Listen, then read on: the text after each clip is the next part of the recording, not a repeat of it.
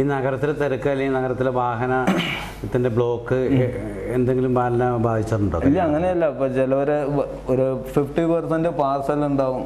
അതായത് വീട്ടിലേക്ക് ഊണ് ഒരു 50 പേർക്ക് 100 പേർക്ക്. അപ്പോൾ അവർ 11:30 മണിക്ക് എന്ന് പറഞ്ഞു കഴിഞ്ഞാൽ നമ്മുടെ ഇവിടുന്ന് ഒരു 10-10:15 ഇറങ്ങും. ഈ ട്രാഫിക്കിൻ്റെ ഇതിൽ 15 മിനിറ്റിന് എത്തേണ്ടത് ചിലപ്പോൾ 3/4 മണിക്കൂറാവും. അപ്പോൾ ഒരു 10-20 മിനിറ്റ് മുമ്പേ ഇറങ്ങുക. അല്ല, അങ്ങനെ ഈ ബ്ലോക്ക് എന്തെങ്കിലും ഒരിക്കൽ ബാധിച്ചിട്ടില്ല? ഇല്ല, അത് ബാധിച്ചിട്ടില്ല. പിന്നെ ഈ കല്യാണത്തിന് സദ്യ എന്ന് പറയുന്നത് അരിഭക്ഷണം ഉൾപ്പെടെയുള്ള സദ്യ കൂടാതെ ചില റിസപ്ഷനൊക്കെ ഉണ്ടാവും. റിസപ്ഷനൊക്കെ ആകുമ്പോൾ ദോശ ഐറ്റംസ് ഒക്കെ എല്ലാം ചാട്ട് ഐറ്റം ഉണ്ടാവും. ദോശ ഐറ്റം ചാട്ട് പറഞ്ഞാൽ ഈ പാനിപൂരി, ബേൽപൂരി, ആവിധത് അതെ, ദോശ ഐറ്റം ഉണ്ടാവും. പിന്നെ ഈ മിനി ഇഡ്ഡലി, അങ്ങനെ പല ഐറ്റങ്ങളുണ്ടാവും. സമോസ, കട്ട്ലറ്റ്, എല്ലാ ഐറ്റവും. എത്ര ഐറ്റം ഉണ്ട് അതിൽ?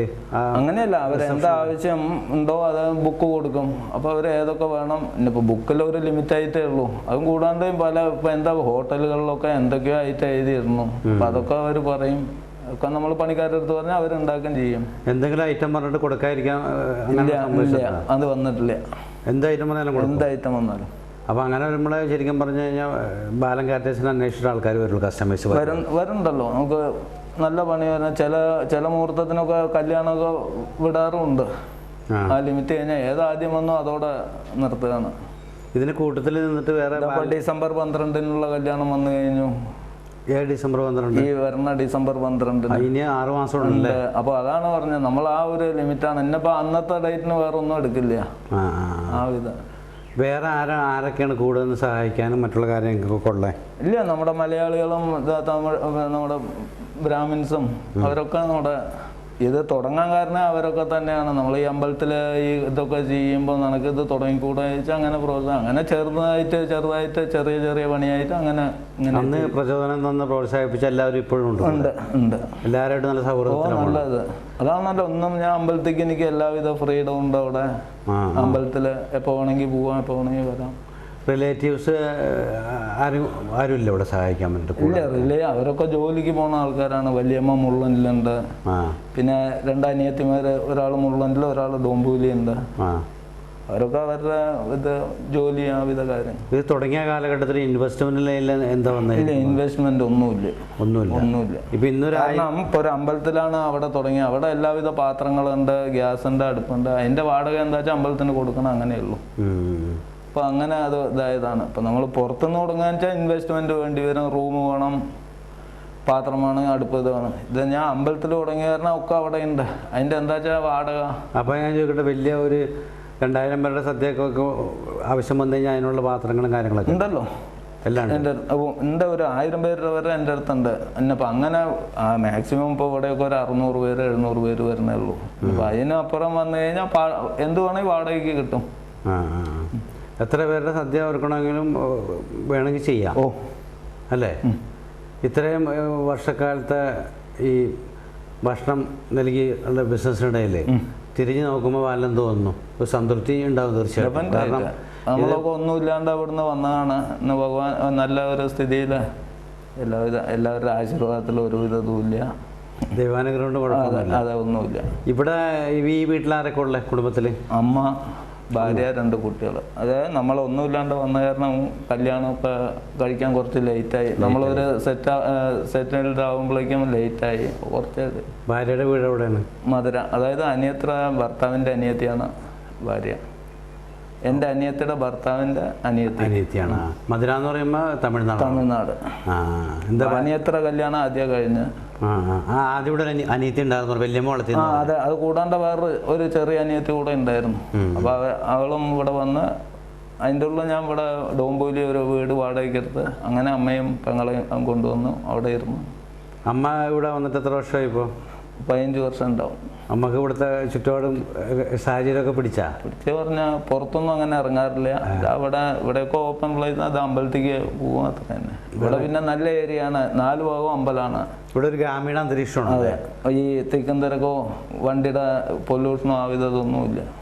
അപ്പോൾ അതുകൊണ്ട് അമ്മക്ക് ഇഷ്ടപ്പെട്ടിട്ടുണ്ടോ? അമ്മ ഭയങ്കര ഹാപ്പിയാണ്. അതെ. മക്കളുടെ കാര്യം പറഞ്ഞില്ല, മക്കള് എത്ര പേര്? രണ്ട് പെൺകുട്ടികൾ, ഒരുത്തി 4 പഠിക്കുന്നു, ഒരുത്തി 2 വയസ്സാവണേ ഉള്ളൂ. അത് ഞാൻ പറഞ്ഞു. ഞാൻ ലേറ്റ് മാരേജ് പറഞ്ഞാൽ ഇതാണ്, നമ്മളൊന്നും സെറ്റിൽ ഇതായിരുന്നില്ല, ഒരു വീടുണ്ടായിരുന്നില്ല, ഒന്നുമില്ല, ഒക്കെ നമ്മളായിട്ട് ഇതാകുമ്പോഴേക്കും കുറച്ച് വയസ്സ് ഇതായി. ഇപ്പൊ ഈ വീട് സ്വന്തം ഫ്ലാറ്റാണ്. അതെ. ഇവിടെ അങ്ങനെ നല്ലൊരു ഇൻവെസ്റ്റ്മെന്റ് കൊടുത്താണ് ഫ്ലാറ്റൊക്കെ വാങ്ങിച്ചത്. ഇത് 70 ലക്ഷം രൂപയാണ് ഈ ഫ്ലാറ്റിന് ഇപ്പോൾ വാങ്ങുമ്പോൾ. 8 മാസമായി ഇത് വാങ്ങുമ്പോൾ. 8 മാസമായിട്ടുള്ളൂ വാങ്ങിച്ചിട്ട്. മുമ്പ് ശാസ്ത്രി നഗറായിരുന്നു, അതിന് 32 കൊടുത്തു. ഞാൻ കുറച്ചുകൂടെ അതായിട്ട് ഇതെടുത്തു. ഈ നവരാത്രി കാലഘട്ടത്തിൽ നാട്ടിൽ പോയി കഴിഞ്ഞാൽ എത്ര നാളൊക്കെ നിൽക്കും അവിടെ? അവിടെ ഒരു 5-6 ദിവസം നിൽക്കും. അപ്പോൾ ചേലക്കര ഗ്രാമത്തിൽ തന്നെ നിൽക്കും. അതെ. വേറെ തൃശ്ശൂർ എന്താ അപ്പോൾ കുറച്ച് ആൾക്കാർ പലവിധ പോയവർ കുറച്ച് പേര് വരും. അപ്പോൾ കുറച്ച് സംസാരിച്ച് അങ്ങനെ. ഇപ്പോൾ ഒന്നും പോയാൽ അവിടെ സംസാരിക്കാൻ കൂടെ ആളില്ല. എല്ലാം അവിടെ ഉള്ളവരൊക്കെ ബിസിനസ്സും പണിക്കാർ ആ വിധത്തില്. അപ്പോൾ ഈ കുംഭാഭിഷേകം കഴിഞ്ഞു, ഇതിന് എല്ലാ ദിക്കിലുള്ളവരും വന്നിരുന്നു. ഇവിടെ വന്നതിന് ശേഷം പിന്നെ തൃശ്ശൂർ പൂരം കാണാൻ പോകണമെന്ന് തോന്നിയില്ല? പോവാൻ പറ്റിയിട്ടില്ല. ഇവിടെ വരുന്നതിന് മുമ്പാണ് പൂരം കണ്ടേക്കണേ. അതെ. അതിനുശേഷം കണ്ടിട്ടില്ല. ഓ അത് ശരി. അങ്ങനെ വെച്ചാൽ ഫ്രീ ആകാൻ പറ്റില്ല ആ സമയത്തൊന്നും. ഞങ്ങളുടെ നാട്ടിൽ കാരണം അതൊരു വെക്കേഷൻ സമയമാണ് പൂരം, ഏപ്രിൽ അല്ലേ? അതെ. അപ്പോഴൊക്കെ നല്ല പണിത്തിരക്കായിരിക്കും. എന്തായാലും ഈ കേരള വിഷൻ്റെ പ്രിയപ്പെട്ട പ്രേക്ഷകർക്ക് വേണ്ടിയിട്ട് ഇത്രയും വലിയ തിരക്കിനിടയിലും ബാലൻ കാറ്റേഴ്സിനെ കുറിച്ച് ഒരുപാട് കാര്യങ്ങൾ പറയുവാനും ശരിക്കും പറഞ്ഞാൽ സദ്യ വിളമ്പിയ ഒരു മൂഡ് കിട്ടി എല്ലാവർക്കും, കേൾക്കുന്നവർക്കും കാണുന്നവർക്കൊക്കെ. അപ്പോൾ ഒരുപാട് സന്തോഷമുണ്ട്, നന്ദിയുണ്ട് ഞങ്ങളോടൊപ്പം സഹകരിച്ചതിൽ.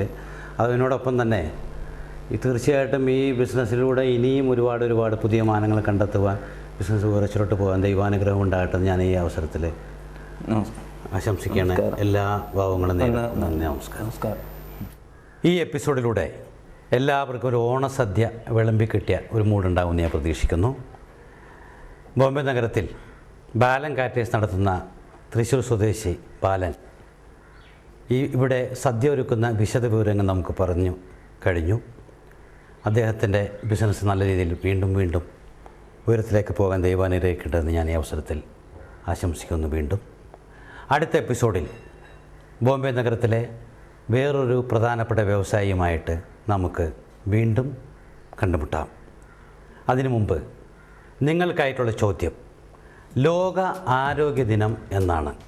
ചോദ്യം ഒന്നുകൂടി, ലോക ആരോഗ്യ ദിനം ഏത് ദിവസമാണ്?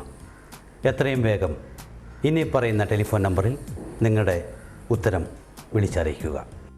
ഞങ്ങളെ വിളിക്കേണ്ട ഫോൺ നമ്പർ 0484231778 അല്ലെങ്കിൽ 83. ഫോൺ നമ്പർ ഒരിക്കൽ കൂടി 0484231778 അല്ലെങ്കിൽ 83.